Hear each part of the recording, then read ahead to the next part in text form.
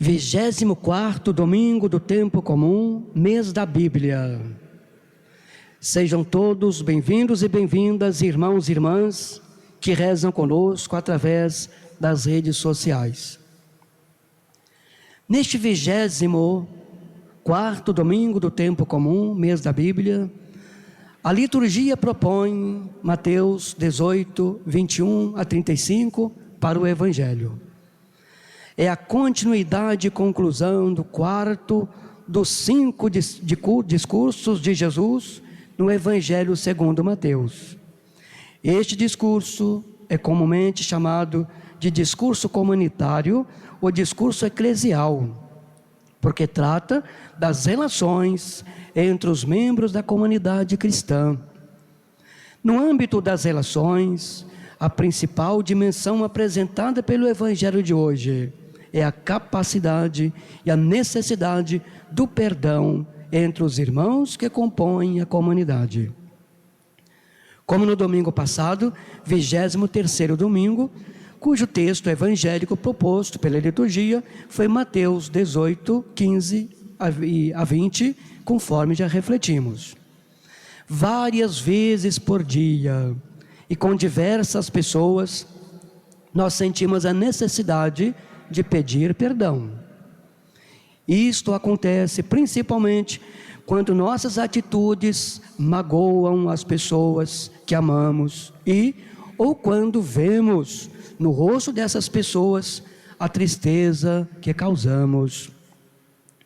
Esse pedido de perdão nem sempre é tão simples, principalmente se temos o orgulho latente em nós e não queremos reconhecer o erro, nossas limitações, nossas fraquezas. Quando as pessoas magoadas não são as que amamos, esta atitude de humildade torna-se ainda mais difícil. Há pessoas que se recusaram a perdoar a outras e acabaram doentes ou paralisadas, sem que nada funcionasse na sua vida. Sabemos que a falta do perdão pode causar doenças terríveis, até incuráveis em nossa vida. Assim nos diz a própria medicina, a própria ciência. Muitas doenças estão relacionadas com a falta de perdão. Em Mateus 18, 33 a 35, Jesus disse que se nós não perdoarmos de coração, cada um ao seu irmão, as suas ofensas, Deus também não nos perdoaria as nossas ofensas. Levar-nos a refletir sobre o perdão, eis o principal objetivo da liturgia da palavra deste domingo. Este é um dos temas mais frequentes da Bíblia e nos ensinamentos de Jesus.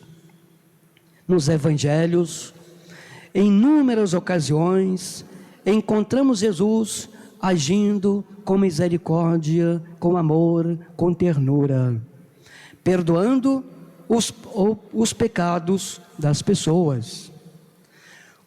Como esse discurso foi dirigido exclusivamente aos discípulos, é deles que vêm as reações.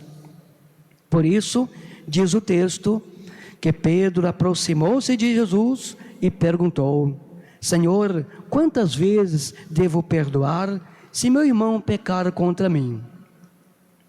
Até 7 vezes? Como vemos, é Pedro primeiro a se manifestar, não por exercer uma atividade de proemência sobre os demais, mas apenas por refletir a voz de todo o grupo e ser ele o que melhor sintetiza as características do grupo, sobretudo no que diz respeito às contradições e incoerências. Mesmo na cruz, prezados irmãos e irmãs, em meio ao seu imenso sofrimento, Jesus faz uma súplica pelo perdão dos que o crucificaram. Lucas 23 a 34. Ao nos perdoar, Jesus não apenas nos liberta de nossas fraquezas, como também nos torna capazes de perdoar. E assim que Ele quer mudar o mundo, contagiando-nos com seu perdão. A pergunta de Pedro, quantas vezes se deve perdoar, recebe uma resposta que certamente o surpreendeu. Conhecendo Jesus, Pedro imaginou que 7 já seria uma resposta generosa. Mas o Mestre responde com um número que representa a plenitude ilimitada, 70 vezes 7, indicando que devemos perdoar sempre. Outro significado decorrente da resposta de Jesus para a pergunta de Pedro aponta para a gratuidade no perdão. Um número tão grande assim sugere que a verdadeira experiência do perdoar não pode ser fruto de calculismo e nem em vista de se receber algo em troca. Na parábola do rei benevolente, Jesus quer recordar que Deus perdoa gratuitamente nossos pecados e que essa gratuidade não pode ser quebrada por nós, como aconteceu com o empregado perverso. Quando isso ocorre, compromete-se nossa própria experiência do perdão. Lembremos-nos sempre do que nos disse o Papa Francisco: se Deus me perdoou, por que não devo eu perdoar os outros? Serei eu maior que Deus? Não é possível duvidarmos da força do autêntico perdão.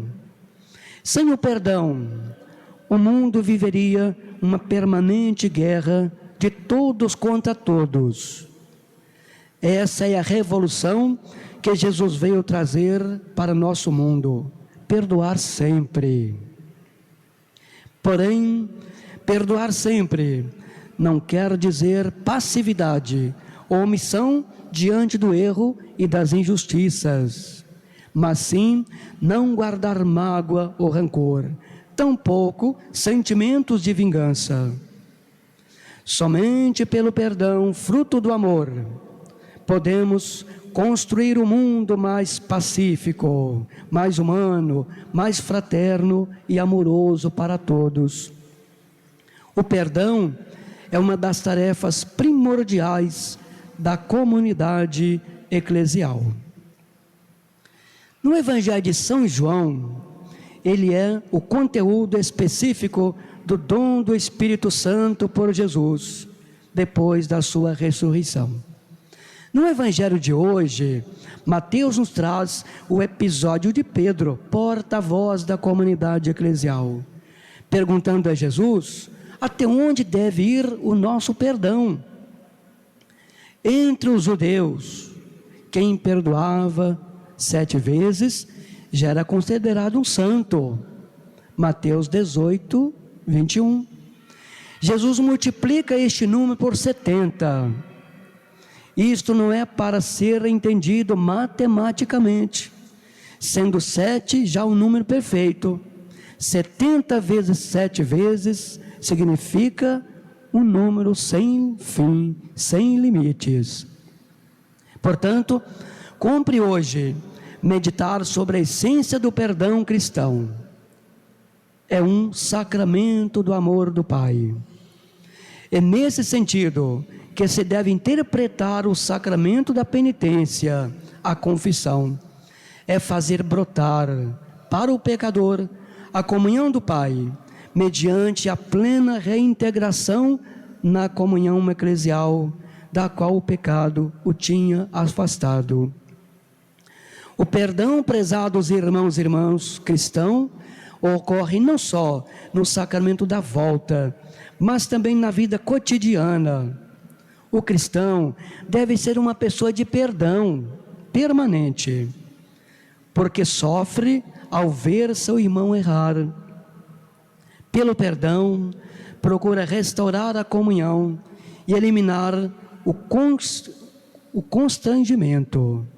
Assim, Tanto perdoar quanto ser perdoado é sempre uma alegria. Este ano de 2020, a igreja no Brasil, mais uma vez, comemora o mês da Bíblia, em sintonia com a Comissão Episcopal Pastoral para Animação Bíblico-Catequética da Conferência Nacional dos Bispos do Brasil, CNBB, fundamentando-se no livro do Deuteronômio, com o tema: Abre tua mão para o teu irmão. O mês de setembro tornou-se referência para o estudo e a contemplação da Palavra de Deus, tornando-se em todo o Brasil, desde 1971, o mês da Bíblia. Desde o Concílio Vaticano II, convocado em dezembro de 1961 pelo Papa João XXIII, a Bíblia ocupou e ocupa até hoje espaço privilegiado na família, nos círculos bíblicos, na catequese, nos grupos de reflexão, nas comunidades eclesiais. Que Jesus, prezados irmãos e irmãs, não permita que sejamos apenas ouvintes de sua palavra, mas cada vez mais praticantes. Louvado seja nosso Senhor Jesus Cristo. Para sempre seja louvado.